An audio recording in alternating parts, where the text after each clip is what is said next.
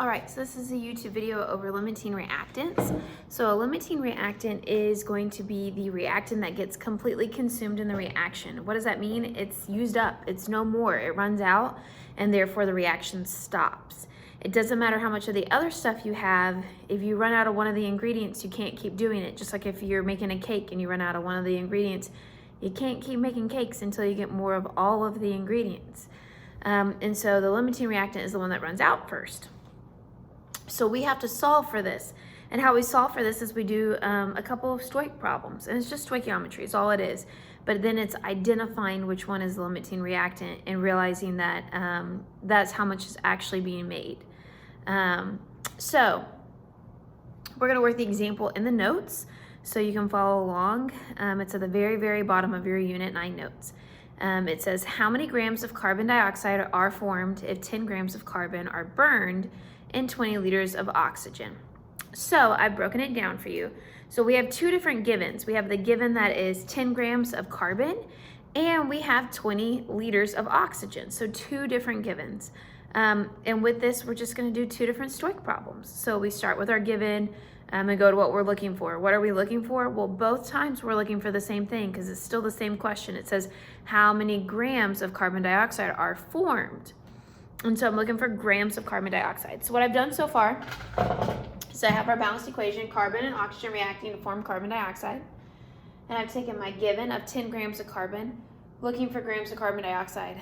I've taken my given of 20 liters of oxygen, looking for grams of carbon dioxide. So I'm gonna do two different Stoich problems, which I already have halfway set up. You start with your given, so that's what I've done so far for both of them. We're gonna work one, then we'll work the other one. So 10 grams, to undo grams, we need molar mass. Molar mass of carbon you can find on the periodic table. It's 12 grams per mole. So I'll do 12 grams on bottom of carbon to get units to cancel and moles go on top. So grams cancel grams, again, just a normal Stoich problem. Then we need our mole to mole ratio. For every one carbon, I make one carbon dioxide. So 1 mole of carbon to 1 mole of carbon dioxide. Again, we get our mole to mole ratios from their stoichiometry coefficients. Since neither one of them have anything, they're just one. And last but not least, it asks for grams of carbon dioxide. So I'm going to solve for grams. And again, I need molar mass for grams. So I'm going to plug in the molar mass for carbon dioxide is 44.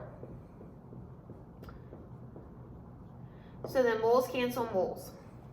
So when I plug all of this into a calculator, I should get 36 or 39, 39. But we'll do it. 10 divided by 12.01 times 44.01, and I get 36.6.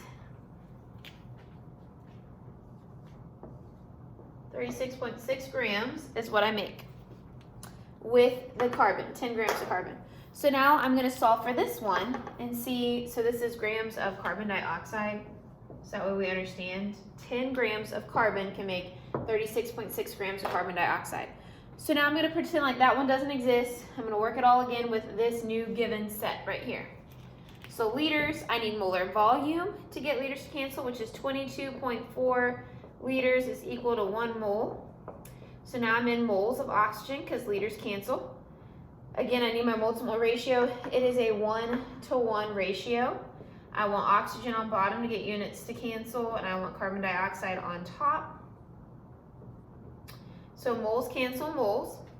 And then I want to solve for grams of carbon dioxide, so I need the molar mass. So whenever I do this, I get how much 20 liters can make, which should be 30. This one should be the 39, I believe. So we'll do 20 times 44.01 divided by 22.4. Yeah, 39.3. So this one equals 39.3 grams of carbon dioxide.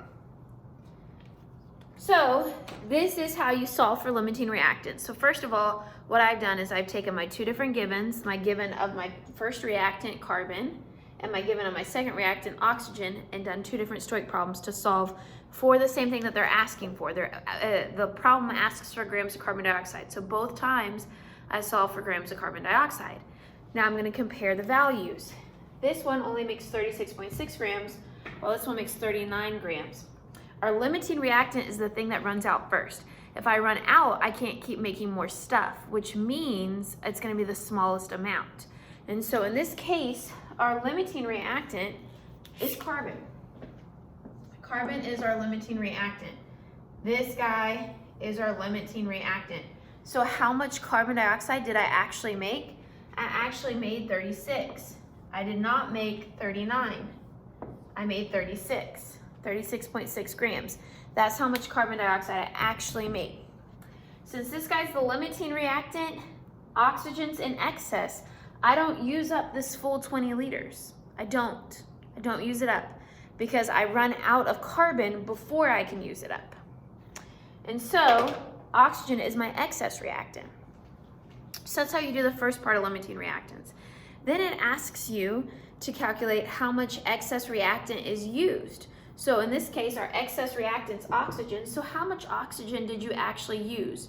You know you didn't use the full 20 liters because it's not our limiting. So how much did you use? You should use something that's less than 20 liters, and then you should have some left over. So that's how you know you do that correctly. If you think about logically, if you think about eggs and you have a dozen eggs, but you run out of flour first, and so you ended up using 5 eggs or whatever, then you should have 7 eggs left over. You shouldn't have used up more than the dozen eggs that you have. So, with that being said, so you're trying to figure out how much oxygen's actually used. You have 20 liters. How much do you actually use up? So how do you do that? Well, one more stoichiometry problem. Now that we've determined that carbon is our limiting reactant, we work all stoic problems starting with carbon's given. Because carbon's the limiting reactant, carbon's the one that gets completely consumed, so carbon controls how much of everything else we use or everything else we make. So we're gonna start with carbon, and the given for carbon was 10 grams, and now this time it's asking for the limiting reactant. It wants to know how much we used. So we're gonna go to oxygen. Now then, I match my units for what they gave me. So they gave me 20 liters, so I wanna solve for liters of oxygen. I'm gonna start with my 10 grams, I'm gonna start with my given. I'm gonna get units to cancel by dividing by the molar mass. Just like we did last time, we wanna get to moles, right? So grams cancel grams. So now I'm in moles. I do my mole to mole ratio. It's still a 1-to-1, but remember this time I'm going to oxygen. So now I'm at oxygen, and then my last step would be to get to liters. And to get to liters, we need molar volume. So I'm going to use molar volume. For every 1 mole of oxygen, I have 22.4 liters of oxygen. So moles cancel moles. When I solve for this, it equals 18.65 liters. That's how much of oxygen I actually used. This is how much I used. So you do a stoic problem from your limiting to your excess. From your limiting to your excess. And then that's how much is actually used. To figure out how much is left over, we just subtract. So I started with 20 liters. It tells me that in the problem. Hey, you have 20 liters. I now know I used up 18.65. So I subtract that out. What's left over is 1.35 liters.